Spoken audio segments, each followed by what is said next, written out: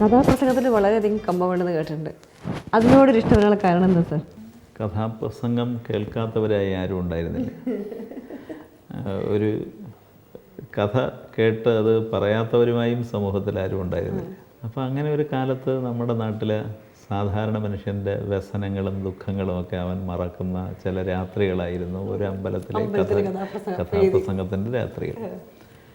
അപ്പോൾ അതുകൊണ്ട് അന്ന് ഒരുപക്ഷെ ഈ സിനിമാക്കാർക്ക് അന്നൊരു ഒരകലമുണ്ടല്ലോ, ഒരിക്കലും അവർ നേരിട്ട് കാണാനൊക്കാത്ത ഒരു മനുഷ്യൻ്റെ മുമ്പിലില്ലാത്ത, പോയി ഇരുട്ടത്ത് വെട്ടത്ത് വെള്ളിത്തിരയിൽ കാണുന്ന ആളുകളാണ്. പക്ഷേ ഇവരങ്ങനെയായിരുന്നില്ല. ഇവർ നേരിട്ട് ഇങ്ങനെ ഉറക്കമൊഴിഞ്ഞിരിക്കുന്ന മനുഷ്യൻ്റെ മുമ്പിൽ പാതിരാത്രി പ്രത്യക്ഷപ്പെട്ട് അവൻ്റെ മനസ്സിനെ തൃപ്തിപ്പെടുത്തി അവനൊരു സന്ദേശം നൽകി പോകുന്ന ആളുകളായിരുന്നു. അതുകൊണ്ട് ആ ഇഷ്ടം എനിക്കും ഉണ്ടായിരുന്നു. അങ്ങനെ അടുത്തുള്ള ക്ഷേത്രങ്ങളിലെ ഉത്സവപ്പറമ്പുകളിൽ, ഉത്സവപ്പറമ്പുകളെന്നു പറയുന്നത് ഈ കൊയ്ത് ഒഴിഞ്ഞ വയലുകളാണ്. അപ്പം വയലുകളിൽ പോയിരുന്നത് കേൾക്കുക എന്ന് പറയുന്നത് ഒരു വർഷം ഒരു 10-12 ഉത്സവത്തിലെ 10-12 കഥാപ്രസംഗങ്ങളിലും പോയി കേൾക്കും. പിന്നെ ഇത് അവതരിപ്പിക്കാനായിട്ട് ഒരു ആഗ്രഹത്തിൻ്റെ പുറത്ത്, സത്യത്തിലൊരു സാമൂഹ്യമായ ആ കാലത്തെ സമ്മർദ്ദവും ആഗ്രഹവും ഒക്കെ കൂടെ, അന്ന് ഒരാളിൻ്റെ ഒരു ആഗ്രഹം രൂപപ്പെടുന്നത് സത്യത്തിലൊരു കൂട്ടത്തിൻ്റെ താല്പര്യപ്രകാരമാണ്.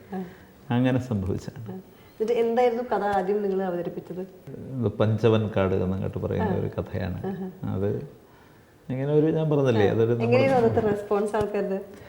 റെസ്പോൺസ് ഞാൻ പറഞ്ഞില്ലേ, അന്ന് ഒരു നാട്ടും പുറത്തെ ഒരു സംവിധാനത്തോട്, അല്ലെങ്കിൽ അവിടെ ഉണ്ടാകുന്ന ഒരു സർഗ സംരംഭത്തോട് നാടിൻ്റെ ഒരു വാത്സല്യം അതിഭയങ്കരമാണ്. നിങ്ങളുടെ നാട്ടിലെ ആൾക്കാരെ അവതരിപ്പിക്കുമ്പോൾ കുറച്ച് ഇഷ്ടം കൂടുതൽ അത് ഒരു സ്വാഭാവികമായ റെസ്പോൺസ് കൂടുതലായി, ഇന്നത്തെക്കാൾ കൂടുതലായിരിക്കും. പക്ഷെ അത് സാർ 78-ലല്ലേ രാഷ്ട്രീയത്തിൽ ചേരണേ? അപ്പൊ ഈ സംഭവം അപ്പൊ ഉണ്ടായിരുന്നില്ലേ കൂടെ? ഇല്ലല്ലേ, അത് പിന്നെ അതിൻ്റെ ഒരു കാര്യം എന്താണെന്ന് വെച്ചാൽ, രാഷ്ട്രീയത്തിൽ ആ കാലത്ത് ഇടപെടുക എന്ന് പറഞ്ഞാൽ ഈ കാലത്തും അങ്ങനെയുള്ള, ഈ കാലത്ത് ഒരുപക്ഷെ അത്രത്തോളം വരികയല്ലേ. ഒരു ദിവസം നമ്മൾ പലവിധമായ പ്രശ്നങ്ങളോട് പാതിരാത്രിയാവോളം ഇടപെടേണ്ടി വരും.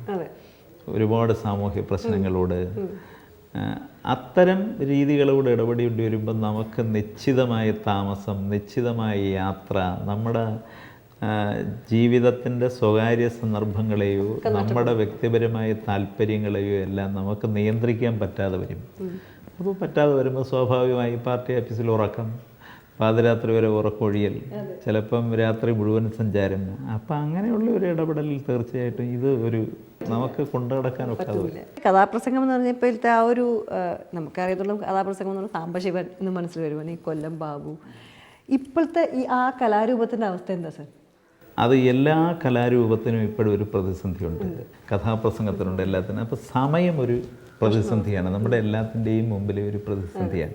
രണ്ടാമത്തെ പ്രശ്നം, ഒരു കല നിലനിൽക്കുന്നത്, ഈ കലയുടെ മുഖ്യമായ പങ്ക്, അത് സിനിമയാണെങ്കിലും ഏത് നാടകമാണെങ്കിലും, ഇത് മനുഷ്യൻ്റെ അസ്വസ്ഥതകളെ ഇല്ലായ്മ ചെയ്യാൻ കഴിയണമെന്നുള്ളതാണ് ഒന്ന്. രണ്ട്, അവൻ്റെ മനസ്സിനെ ശുദ്ധീകരിക്കാൻ കഴിയണം. അപ്പോൾ ഇത് കഥാപ്രസംഗത്തിന് ഇപ്പം ചെയ്യണമെന്ന് വെച്ചാൽ, ഒന്ന് അതിൽ മഹാപ്രതിഭകൾ വരണമെന്നുള്ളതാണ്.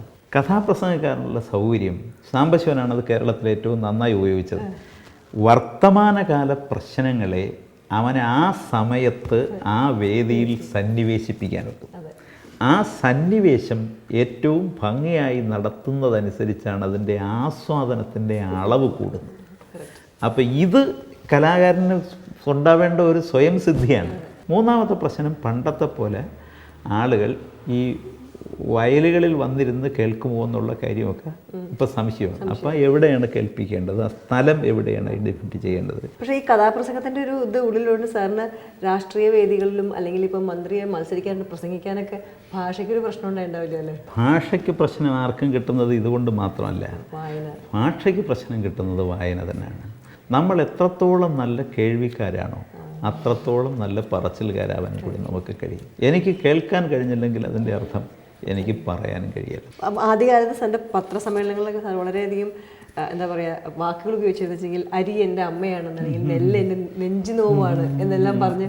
അപ്പോൾ പത്രക്കാരൊക്കെ പണ്ട് പറയുന്നത് വെച്ചെങ്കിൽ ഇത് വളരെ എന്താ പറയുക ഈ ലാംഗ്വേജ് ഉണ്ടല്ലോ അതിന് ചിലപ്പോൾ സാധാരണ അവർക്ക് ഇത് അത് ആ കാലത്ത് നിന്ന് ഇപ്പോൾ സാർ ഇപ്പം പത്രസമ്മേളനം നടത്തുമ്പോൾ അതിന്നൊക്കെ മാറിയിട്ടുണ്ടോ? ആ ഭാഷകളൊക്കെ ഉപയോഗിക്കാറില്ല എന്ന് പറഞ്ഞിട്ടുണ്ട്. അതിൽ ഈ വിവേകാനന്ദൻ്റെ വാചകമാണ് എന്നെ സ്വാധീനിക്കുന്നത്. അദ്ദേഹത്തെ പഠിക്കാൻ ശ്രമിച്ചപ്പോൾ അദ്ദേഹം ഒരുപാട് സ്വാധീനിച്ചു. അദ്ദേഹം പറയുന്നത് ഇന്ത്യക്കാരൻ്റെ മഹത്വം ബുദ്ധിയിലെ മെച്ചമല്ല, ഹൃദയത്തിൻ്റെ സൗന്ദര്യമാണ്.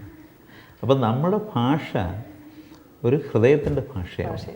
നമ്മുടെ ബുദ്ധിയുടെ ഭാഷ കൊണ്ട് നമുക്ക് സ്വാധീനിക്കാനൊക്കെയല്ല, ഹൃദയത്തിൻ്റെ ഭാഷ കൊണ്ട് നമുക്ക് സ്വാധീനിക്കാൻ. ഹൃദയത്തിൻ്റെ ഭാഷ രൂപീകരിക്കപ്പെട്ട ഒരു സംസ്കാരത്തിൻ്റെ ഉൽപ്പന്നം കൂടിയാണ് നമ്മൾ.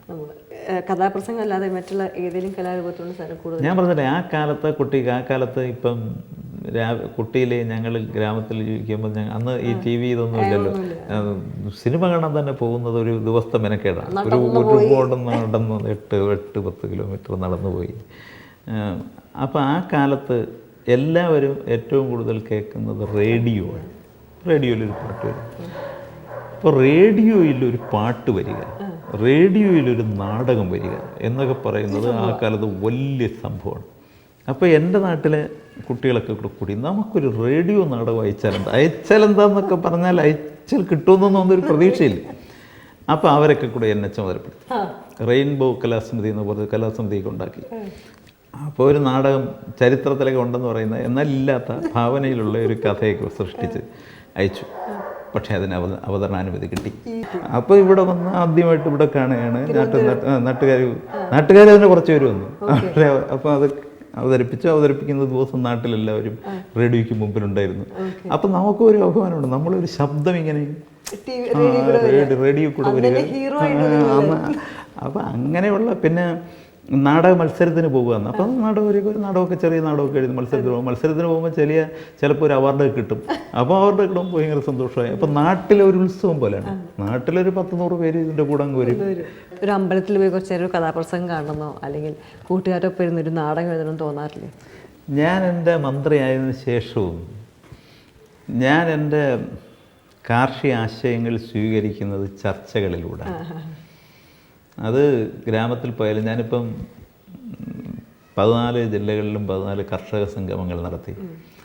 അത് അവസാനം വരെ അവസാനം ഞാനിരിക്കും. ഏറ്റവും താഴ്ന്ന കർഷകൻ പറയുന്ന അഭിപ്രായമായിരിക്കും ഏറ്റവും ശ്രദ്ധിക്കുന്നത്, ഉദ്യോഗസ്ഥൻ പറയുന്ന അഭിപ്രായമായിരിക്കും.